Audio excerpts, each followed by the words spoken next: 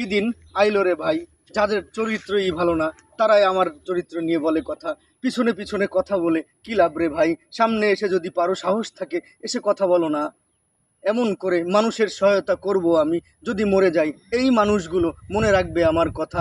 যদি একবার বলে না এই ভাই ভালো ছিল, হতে পারে আমার জান্নাত।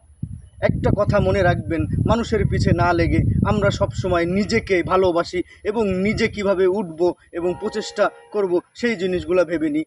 আপনারা দেখবেন কিছু কিছু মা বোন আছে এবং ভাইয়েরা আছে, প্রথম প্রথম ফেসবুকে এসে কন্টেন্ট ক্রিয়েটার হিসাবে কাজ করে ভালো ভালো ইসলামিক গজল করে বা অন্য অন্য ধর্মিক গজল করে বা অন্য অন্য ধর্মিক কাজ করে উঠতে চায়। যেই দেখে ধর্মের কাজ অথবা এইগুলো ভালো কাজ করলে দেরি হবে উঠতে, তখনই নোংরামি শুরু করে দেয়। ভাইরে, যখন আপনি নোংরামি করবেন উঠে যাবেন তাড়াতাড়ি, স্থায়ী নয়। আর আপনি যখন ভালো কাজ করবেন তখন দেরি হলেও পথটা ভালো আসবে এবং স্থায়ী পথ হবে, মনে রাখবেন।